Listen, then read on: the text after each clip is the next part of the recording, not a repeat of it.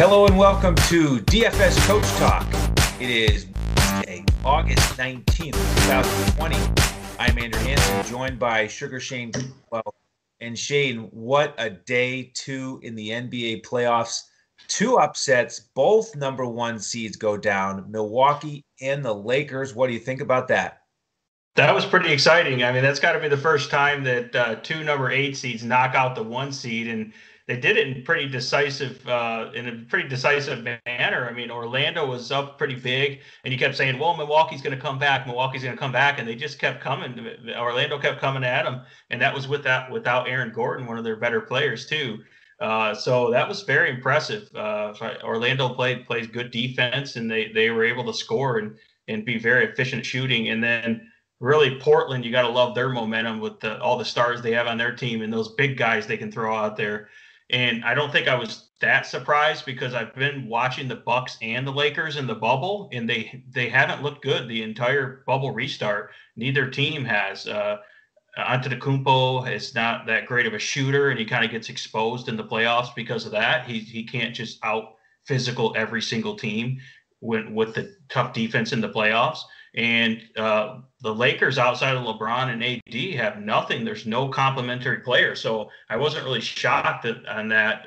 But that's still very impressive for the 8 seeds. And it gives it more parity. It makes it kind of exciting. So it's going to be fun to watch those series.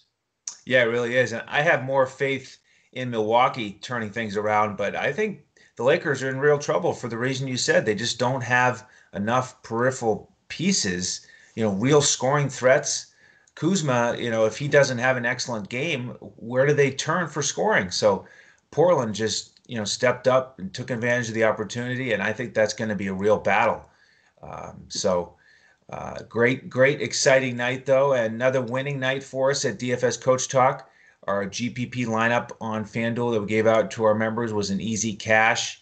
It had Dragic and Butler in it, and we used the same combo on our coach's clipboard over on DraftKings, and that was the key to building winning lineups. Those guys were terrific. Dragic was just vastly underpriced on DraftKings at 4.4. Coach and I talked about that on the last podcast, and he almost got you a 10x return. Butler got us a 6x return. And then my favorite value play was Wenyen Gabriel, along with Ennis and Gary Clark, who we gave out to members. But Gabriel was frustrating tonight because he was strong when he was out there, but he's just getting in foul trouble. Only ended up playing 15 minutes, even though he started. So we'll see what the lineup is again in game 2. I'm going to go back to the well if they start him again and hope that he just is a little bit smarter and avoids the foul trouble. Although 2 of the fouls against him were phantom fouls against Anthony Davis, where he barely touched him, if at all. So that was frustrating, but I was glad that our core plays were strong enough to get another night of winning lineups on both sites. Awesome. Yeah, it was definitely a great night for us again, and we're ready for this next slate. I think this is a really interesting slate because everyone's going to be looking at the results from Monday, and I think a lot of people are not going to pay attention to the fact that these teams and their coaching staff will strategically change the game plan to stop the opposing players, and that the game plans will change, which means the players' contributions are going to change. And a lot of people aren't going to factor that in. They're just going to check the game logs and just throw in the guys that did good on Monday and just assume the same results. And we're going to be looking at how those results can change with game 2 of these particular series. Absolutely. So let's start to get into it, Shane. It is another 4-game slate. The pattern is set. We've got the games that played on Monday going to game 2 of each series. We want to thank our presenting sponsors here, mybookie.ag. We've got a terrific offer there. If you go to our website and use the promo code Coach Talk, you can click through over to mybookie.ag and get $100% match up to $1,000 on your first deposit and a $25 free play. So we highly recommend you take advantage of that. And then also on our website, if you're into horse racing, go to tvg.com and you can use the exclusive $300 risk-free bet. That's also available on our website, dfscoachtalk.com. So check that out. We thank those wonderful sponsors. All right, speaking of mybookie.ag, now that we've actually got some continuity here, Shane, we can actually get some lines in the middle of the night. We're recording this here early on Wednesday morning. All the lines are up at mybookie.ag. They've got Toronto as an 11-point favorite in the first game against Brooklyn. Over-under set at 226.5. That's the second highest total on the board. And this one will tip off in the early slot, 1:30 Eastern. So make sure you get your lineups in well before that. That is the matchup in game one. Toronto won easily, 134 to 110. What are your thoughts on how things are going to shake out here in game two? Well, there's a few things I like about this game. It is one of the fastest paced game, probably overall the fastest paced game on the slate. So that's a good thing. Brooklyn's not a great defensive team. Toronto is a really good, defensive team. So you worry about that a little bit. It's a pretty high over under 226.5. Of course, you're a little concerned about the blowout here with, Toronto being 11-point favorites. But if you believe in a couple of these Brooklyn plays, like LeVert and a few of their value plays, then you believe that they're going to probably be able to have a good game and keep it close. Brooklyn is a pretty feisty team, though, so they do have the talent to keep it close. So that's kind of what you're hoping for here is a fast-paced, high-scoring game and stack a few of these guys and get some of the value plays and some of the big guys here and hope it stays close towards the end. So I think Karis LeVert is in a bounce-back spot here for Brooklyn. He's 8,400 on FanDuel, so certainly not cheap, and 8,200 on DK, but he's in the perfect bounce-back position. I mean, he had 15 assists. He put up great stats. He just didn't score that much, but the guy can score. Of course, you're a little concerned about, Toronto's defense. They can throw a lot of great defenders at him, but I think he's very talented and he's kind of the one-man show in terms of the star in this team. So I do like LeVert in this one. And then I really like the value on Brooklyn. You got to find some value on this slate just because there's a lot of studs you want to pay up for, and you need value guys that are going to get minutes and can produce. So Joe Harris, I think, is solid. He's 5,400 on FanDuel and only 5,000 on DK. I like Garrett Temple, actually. I think he can get a lot of minutes, and he at shooting guard in FanDuel is only 4,300 and 4,600 shooting guard or small forward, 4,600 on DK. Garrett Temple, if he can score a little bit more in this matchup, he's going to get defensive stats and rebounds and assists. He kind of fills up the stat sheet. So I do like him. And then there's Luau Cabaret, who we also just call TLC because it's a little hard to pronounce his name there. He's pretty, it looks like he's going to get minutes. I mean, if he stays in the consistent rotation there, he's getting 30-plus minutes here. And he's a shooting guard, another good value play on FanDuel at 4,400 or 4,700 on DK here. So that's kind of the guys I'm looking at on Brooklyn. And I guess before we go into Toronto, I wanted to get your opinion on these Brooklyn guys here. Yeah, I like LeVert a lot here. I liked him in the first round, the first game. And it's funny, you talk about a bounce back spot. He did get a 6X return, but anybody who wasn't named Donovan Mitchell, 6X is like, who cares about 6X return? We want the monster 80-point fantasy game. Like you said, 15 assists, but only 15 points. And I think he will, run the show again. I'm high on him. Harris, I agree, probably my second favorite. TLC, he was terrific, but he shot 9 of 13 on three-pointers. Summer is here, and sports are finally back, which can only mean one thing. It's time to get back, relax, and make some cash. Everyone has to start somewhere, which is why you want to get off on the right foot by choosing an established book like mybookie.ag. With all the major sports seasons just around the corner, there's never been a better time to get in on the action. Dynamic betting lines and a simple-to-use platform make the process easier than it's ever been. Create your account in just a few easy steps. Deposit and begin placing your bets. Sign up now using promo code Coach Talk to get your deposit matched 100% all the way up to $1,000. Plus an extra $25 free play. That's promo code Coach Talk. Use it to score yourself an extra piece of the pie. With MyBookie, you bet, you win, and most importantly, when you win, you get paid. And Joe Harris, I agree with you, Shane. He's next on the list for me. Just a really nice price at 5.0. Nice way to get exposure to this game. Guy who will score for you and rebound. And especially on DraftKings, you get the 3-point bonus. So hopefully he'll get a lot from the perimeter. TLC is interesting. I think he's worth considering. He did shoot 9 of 13 from the field last time out. I'm not sure we can count on that.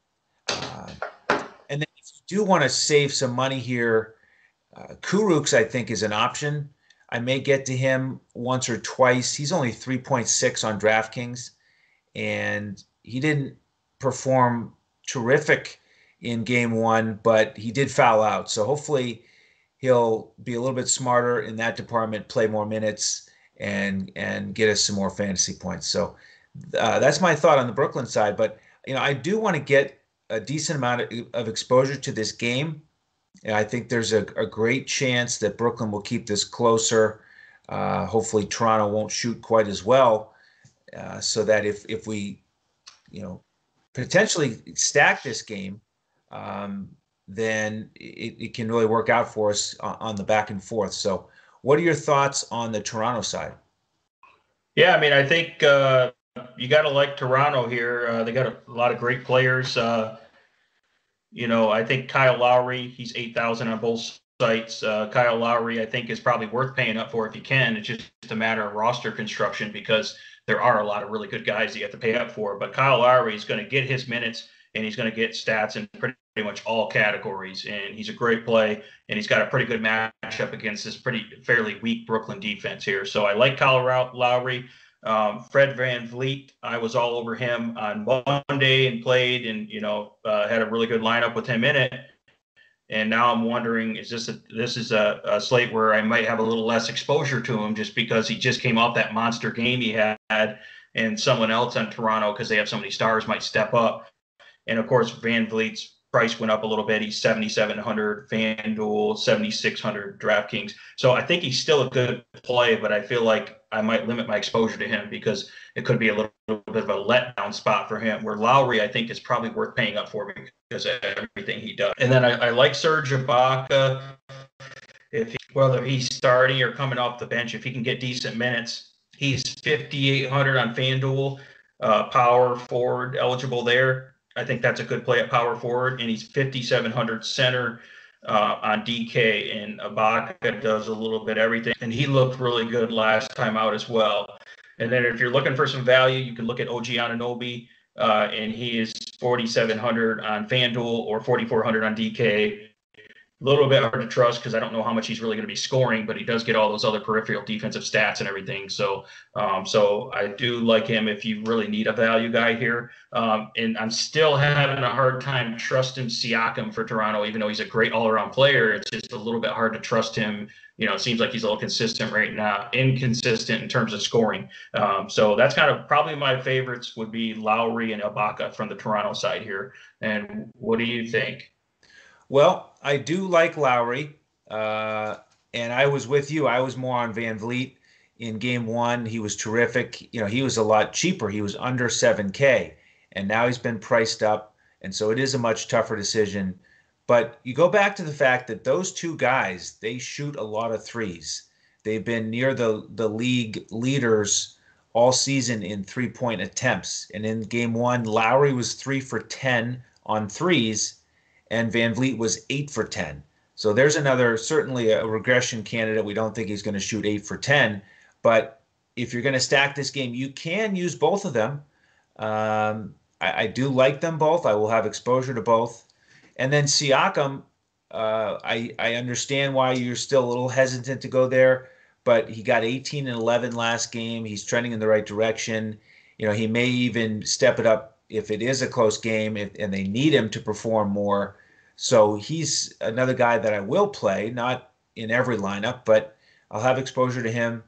Ibaka, I do like, but I'm concerned about that price. And I'm not convinced that he's going to put up that same performance. So I may not get to Ibaka. And OG, he again he's somebody that you can use if you're going to stack this game heavily. But I do like some of the other guys in that price range here as we get later in the slate. So we'll keep that in mind here as we transition to game number 2.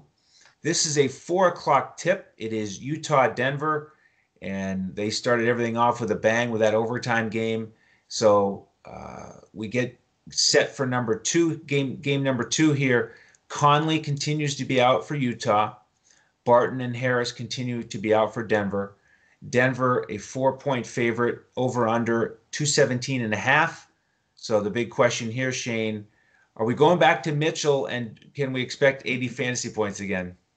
Yeah, that's a tough call, and I'm just kind of laughing just thinking about it. I mean, this game is a little bit slower paced game, and that was kind of the concern the first time out here. Ends up scoring pretty high, but it does go to overtime, and a lot of people are not going to maybe factor that in. They're just going to be looking at that and wow, high scoring game, and Donovan Mitchell has his career game basically. So yeah, Donovan Mitchell's priced up now. He's 8,200 on FanDuel and 92 on DraftKings. And I think he's still going to be a decent play, but I don't expect him to come out and have that huge, upside game again. So, and I think that the defensive adjustments here, that Denver, yeah, they are missing a couple of their defensive stoppers, but they still have a lot of good players they can throw at you. So I think they're going to game plan against Mitchell and make someone else beat him. Because if you think about the guys around him, those are the type of guys you want shooting, not Mitchell being able to just drive into the paint and just torch you there. So I think because of the defensive game plan adjustments from 1 to 2, I think Mitchell is a good candidate to fade, and he's going to be super high owned. So you can gain an edge there if he does have a subpar game here. So yeah, it is going to be tough, but I'm leaning towards fading Mitchell. If you're looking for value on the Utah side, Joe Ingles, I thought looked pretty good last time out. He's pretty affordable, 5,500 FanDuel, 56 on DraftKings. And I think Royce O'Neal could be due for a bounce back. He burned a lot of people last game. He was one of the value plays. He didn't shoot particularly well. But I think they still need Royce O'Neal to play a lot of minutes. I think that he still can get rebounds and defensive stats, and I think he can actually score. And maybe if he hits a few more shots and hits some threes, he's going to crush value at that price there, 4,400 DK. Or I'm sorry, 4,400 on FanDuel and only 3,700 DK. So I'm not afraid to go to Royce O'Neal if I need value from this game here, even though he did burn a lot of people in the last game there. And then you can look at Rudy Gobert. He's 7,800 on FanDuel or 7,400 on DK. I might like him a little bit better on DK. I mean, I think 7,400 is a fair price for him on DK, and you can play more than one center over there. So if you wanted to pair him with, let's just say, Jokic or Embiid or something like that, I think that he can have a big game here because, again, they need someone to score, and I'm projecting that they try to shut down Mitchell. So Gobert might be able to score and hit him underneath a little more, even though Denver's tough underneath. They can still score on him. So that's kind of what I'm looking at from the Utah side. And then quickly from the Denver side, I don't think I'm going to get a ton of exposure, but I mean, Jamal Murray did look really good down the stretch there. I mean, he just torched him in overtime in the fourth quarter. He started out a little slow, but Jamal Murray looks really good at 7,500 FanDuel, 7,200 DK. It's going to be hard to get away from him there. And then Jokic is 9,300 on FanDuel, same price as Embiid that we'll talk about, and 9,700 on DK, which I like Jokic, but I don't know if I'm going to get there compared to Embiid. I think I like Embiid a little bit more, which we'll talk about him. So I don't know. That was kind of the debate last time we were debating, me, you, and Coach. Is it Jokic or Embiid that you play? They ended up scoring almost the exact same amount of points, except for Jokic needed overtime to do that, where Embiid did it without overtime too. So that's going to be an interesting debate in this slate as well. And that's pretty much what I have for these two teams here. What about you? Well, I'm with you on fading Mitchell at 9,200 on DraftKings. I just don't want to pay that. I agree. I think Coach Malone is going to come up with a new plan and find a way to get the ball out of Mitchell's hands, force other players to beat them. And 9,200, he's 1,000 more than LeVert, 1,200 more than Lowry, 1,600 more than Van Vliet. So I'm going to fade him and hope that he just has an average game. I'm with you on O'Neal with the bounce back for the reasons you said. Heavy minutes. They need him. He should attempt more shots next game. Ingles, he handled the ball a lot. Did look good. Nice mid-tier value play. And then Clarkson, he's a guy that I will go back to. 8 for 17 from the field, got 18 points, 4 rebounds, 3 assists. And, he really is that secondary scorer besides Mitchell. He'll get heavy minutes again with Conley out. So I'll go back to the well with Clarkson. And same thing on Denver. Murray's number one for me. Solid price tag. Jokic, they really priced up. I was on him last slate, as you mentioned there, but probably won't get there now at closer to 10K. So can't forget about Michael Porter Jr. either, Shane. But disappointing that he only got 31 minutes and only 13 shots. So we'll see if he bounces back. I'll probably get 1 or 2 shares of him, but not a core play for me at all. Yeah, I'm kind of a little more nervous about those young, inexperienced guys, against these, tough physical defenses like Utah in the playoffs. So that's why I haven't really been on Porter unless, and I don't expect him to have a big breakout ceiling game. I think it's just a lot tougher for him in this type of playoff environment. I think he's a super talented player. I just particularly like him, and he's a mid price guy, but I just don't really like him to ceiling game in this environment. That's kind of where I'm not on him as much, even though he is super talented. I can't deny that. Yeah, and it's surprising because in the first quarter of that game one, he looked great, shooting with confidence. He pull up 3 in transition from well behind the line, buried it, but then he just sort of faded and didn't get many shots, and it was the Murray and Jokic show. So we'll see how game 2 plays out. Let's go to the second half of the slate, Shane. We've got Philly and Boston, and the MyBookie.ag line has Boston as a 4.5-point favorite. Over under 214.5. That's the lowest on the board. We're going to tip this one off at 6:30. And on the Boston side, the unfortunate news with Hayward, the ankle injury, he's out for about 4 weeks. And Jaylen Brown is listed as probable with a thigh. Those are the key injury updates there. So how do you see this game 2 playing out? Yeah, I mean, this is a tough battle here. Boston's still favored by 4.5, even though they lost Hayward. Boston's still loaded, but I kind of feel like this is a bounce back spot for Philly, especially with Hayward out here. Got to love Joel Embiid. I mean, he's got to be one of the top plays in this entire slate, at least for me. 9,300 on FanDuel, 9,900 on DK, but I think he's worth paying up for. Boston has a hard time stopping these big guys, and Embiid, with, of course, Ben Simmons out. I mean, Embiid is going to be the primary, scorer and, distributor down low and do a little bit of everything. So I really like Embiid here. I know Daniel Tice is a decent defender, but just overall, he can't match up with Embiid. So I like the matchup here. I also like, if you want a little bit of mid-tier value, I like Josh Richardson. He plays some point guard. He kind of handles the ball and does a little bit of everything for Philly, and he's only 4,900 at shooting guard on FanDuel and 5,100 on DK. So I think he's going to be more involved. He's going to be typically more involved in the offense and gets defensive stats and rebounds and assists and everything as well. And then you can look at Tobias Harris. You can certainly make the argument, Gordon Hayward's a decent defender. They're going to be missing his defense in there at the small forward position. So Tobias Harris is certainly a candidate that could do well and have a good game here as well. He's 7,200 on FanDuel, 77 DraftKings. And then, of course, on the Boston side, definitely was all over Tatum on Monday, and he did really well. He had an awesome game. He's one of the best all-around players in the game right now. But he is pretty expensive. He's 8,700 on FanDuel and 9,000 on DK. So depending on your roster construction, you may not be able to pay up for all these guys. So we will have to make decisions on whether to play Tatum or not. But he's really good. I really like Jaylen Brown. I'm not too concerned about that injury, but Jaylen Brown is I feel like a guy that has a super high ceiling, and it's just even more shots for him with Gordon Hayward out. So I really love Jaylen Brown here. Probably the most on the Celtics at $7,000 on FanDuel or 7,500 on DK. And then Kemba Walker should also get even more shots up as well. And he's been kind of coming back, from being off for a while. And he's pretty good value, 6,900 on FanDuel, 68 on DK. So definitely like those guys for Boston. You notice that Philly's defense isn't quite as good after they lost Ben Simmons. They're not quite as good as they were during the regular season with the bubble restart and everything here. So that's kind of the guys that I'm looking at so far for Philly and Boston. But yeah, it's a tough matchup and not a super high scoring game typically. So that's one thing you have to consider here as well. And what about you, Andrew?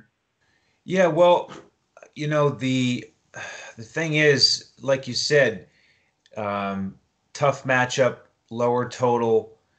And so those guys in that mid-tier, Tobias Harris, Jaylen Brown, and then you get to more expensive with Tatum. I mean, I like all those guys. I'll have exposure to them. But if I compare them to those similar priced guys in Brooklyn and Toronto, LeVert, Lowry, Van Vliet, Siakam, I like Brooklyn and Toronto guys better. I just think it's more likely to be high scoring.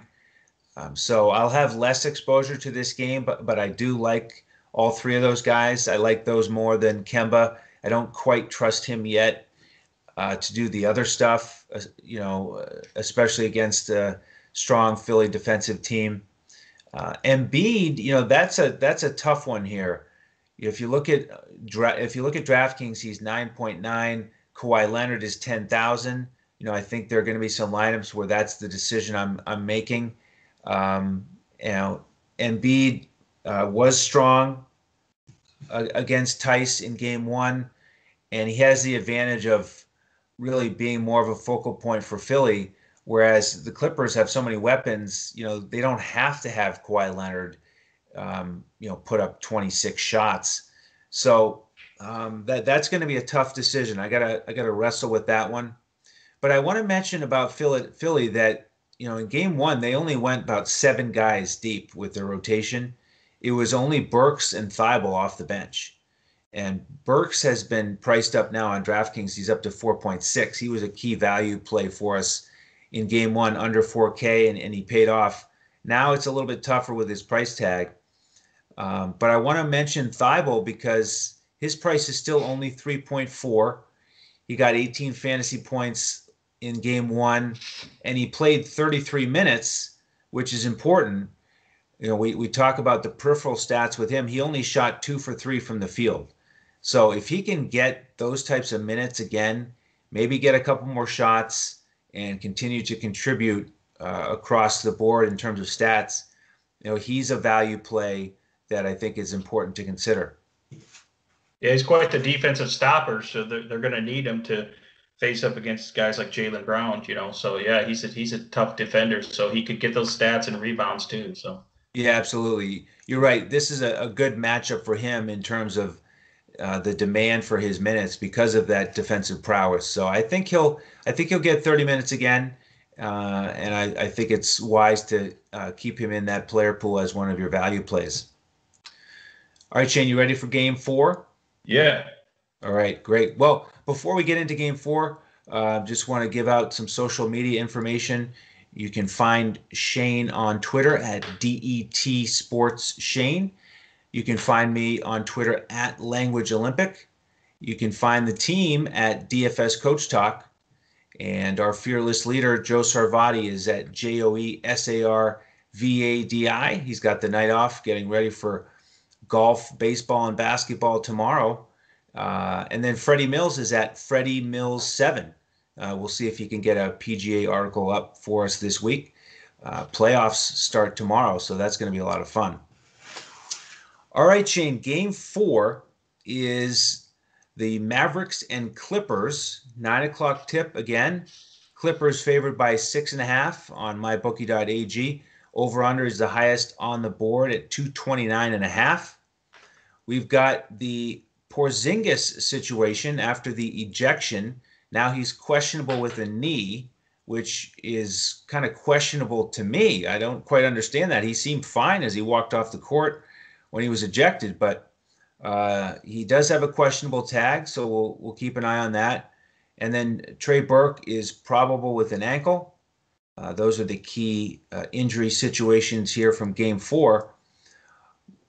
Who are you going to be targeting from the late night game? Yeah, I mean, this is the highest over-under game, and it should stay fairly close if Dallas plays as good as they did last time. So it is a game that you have to certainly look at. The issue here is, I mean, normally you'd look at Doncic and say, I mean, he's probably one of the best, him and outside of James Harden, probably one of the best fantasy players out there right now. I mean, he's one of the best real life guys as well, except besides the fact that he's not like an elite defender. But I just think that with this matchup, it's a little easier to fade Doncic, being that he is very expensive. He's 11,000 on DK and 10,500 on FanDuel, and it's really hard to construct a lineup with Doncic and have all these other studs that you want that you think are in a great game environment and a good matchup and have the super high ceiling. So that's the problem here is Doncic, even though he's a guy you love to play and he's great for fantasy, it's a guy that you have to consider fading here. So that I just wanted to bring that up because obviously he is one of the top fantasy players in the NBA. So I kind of like Porzingis as a bounce back spot here. I think that I'm not too worried about the knee. I don't think it's a serious knee injury. I think it was just a little bit of soreness there. So I think he'll be fine. Obviously, he's going to be fresh because he didn't play that many minutes. What did he get? 19 or 20 minutes last game. And if this guy has any little bit of fire lit inside him, now would be the time, right? After that was kind of a BS call there. So, and he looked decent. It's a tough matchup, but he looked decent. And, he's very athletic. He can do a little bit of everything. So I like Porzingis for a bounce back spot here. And he is expensive, but I think he's probably a guy that's worth paying up for. He's 8,600 on FanDuel. He's 8,900 on DK. So I do like him. And then on the Clippers side, I mean, that's going to be the tough debate. Like you were saying, Kawhi Leonard, I think looked great. I think the guy is just so fundamentally sound, and I think he's the best all-around player right now in the league. And he's just solid everywhere. He's 9,600 on FanDuel or 10,000 on DK. But the question is are the Clippers going to get out to a big lead? And they just have so many good guys coming off the bench and so much firepower that do they really need Kawhi to really have to take over? And Kawhi will defer to other people. He's not like a selfish type player as long as they win, right? So that's the problem with him is does he really get a ceiling game there? Because I don't know if he needs it. And then Paul George is still decent. He's 8,100 on FanDuel, 8,600 on DK. He looked okay, but he didn't really look dominant the last game. And then for value, Marcus Morris Sr. looked really good. He looks like he's out there and he's finally getting in the rhythm and he can score and rebound. He can get defensive stats, and he's 4,700 on FanDuel, 48 on DK. So I think you have to consider Marcus Morris Sr. as a value play. And then Patrick Beverley, I think, is a decent value play as well. I know that he's only 4,300 on FanDuel. So he's pretty affordable. And if he can hit a couple of those 3-pointers and get some defensive stats, that's pretty good. That's pretty good there as well. He's 3,500 on DK. So I imagine you might have some interest there on DK as well at that price because he is a good player. And that's pretty much what I'm looking at from this game here. What do you think? Yeah, so on the Dallas side, I agree. It may be time to fade Luka here. I mean, he went 42 points, 7 rebounds, 9 assists, and he just barely paid off value because he's so expensive. And I don't know if we can count on him scoring 42 actual points again. He might get a triple-double with 35 points. That would not surprise me. But, you referenced all the guys in that 7 to 9K range that are really attractive. If we can get 50 fantasy points from them and get an extra one in there, I think it might make sense to fade Luka, especially on DraftKings where he's 11,000. And I would like to go back to Porzingis, but now he's been priced up, so it really makes it tough.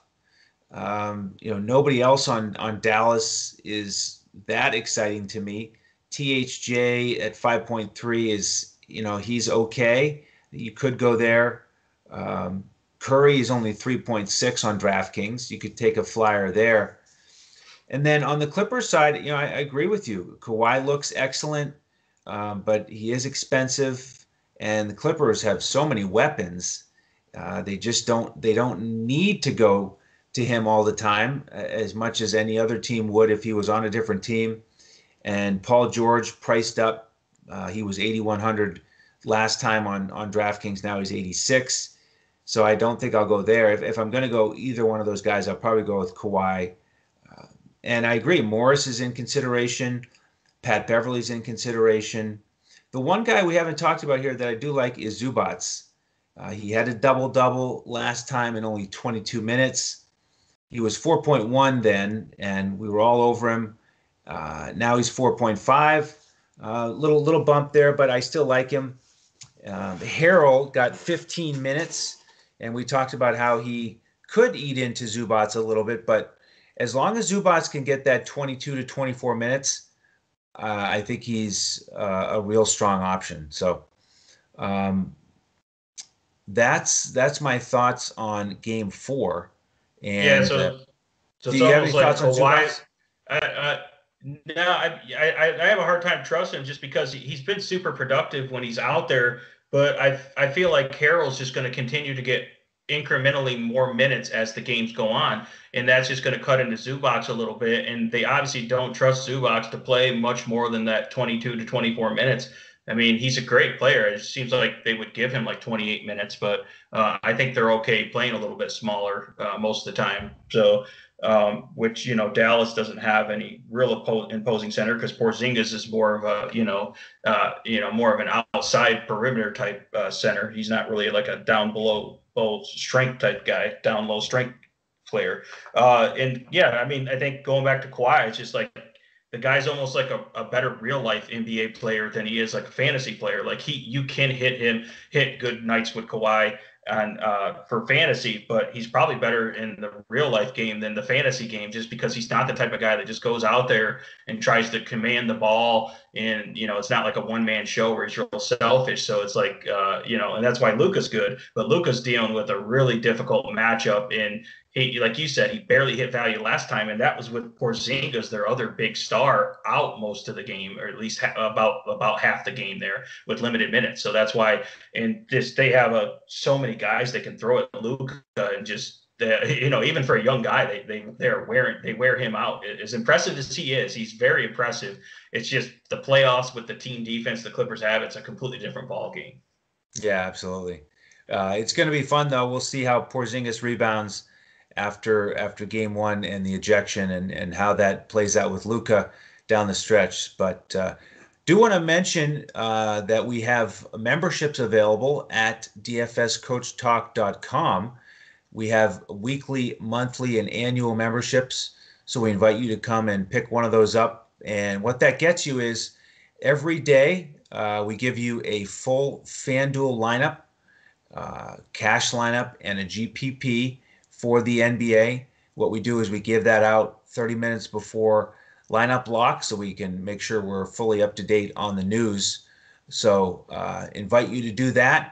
And we also give out the coach's clipboard for DraftKings with some core plays and then a bunch of pivots to try to help you build a winning lineup. We've had some great success here throughout the bubble and as we get started here with the playoffs. So perfect time to join. NBA is our main sport, but those memberships get you all of our sports access. So every slate, every day, we give out the full FanDuel lineup and some sort of DraftKings coach's clipboard. We'll have a PGA show tomorrow, Wednesday, so you can check that out. And then if you join on Wednesday, you'll also be able to get the PGA lineup before the Thursday morning lock. And then, of course, Shane and I will be handling the NFL coverage, which isn't too far away, Shane. We're already here in mid-August. Before you know it, we're going to have, hopefully, some kickoffs on Thursdays, Sundays, and Mondays. Yeah, I'm already following the news in training camps now that they finally just put the pads on, so we're starting to get some good tidbits and news. And we've been grinding the NFL research since early in the summer during the shutdown and everything. So we were way ahead of the game in terms of research, and we're still on it now. And yeah, we're less than a month away from NFL. So get in on the membership now at DFS Coach Talk, because that includes our great insight in obviously NBA and MLB and PGA, but then you're going to get the NFL, and we're just going to crush it in NFL as well. So it's awesome. Yeah, I can't wait. It's what a time here with all these DFS sports overlapping and playoffs, and it's terrific. So we thank you all for all of your support. Want to mention our sponsors again here, mybookie.ag. Terrific match available on our website with the promo code Coach Talk. Want to thank tvg.com. That's where the world watches and wagers on horse racing. Our charity of choice here at DFS Coach Talk is mambaon3.org. And I think that's it. I just want to remind everybody that, again, tomorrow is a doubleheader. We'll have another NBA podcast for the Thursday slate and a PGA show that should post around the evening time on Wednesday evening to get you ready for your Thursday golf. So that will do it for the Wednesday NBA slate.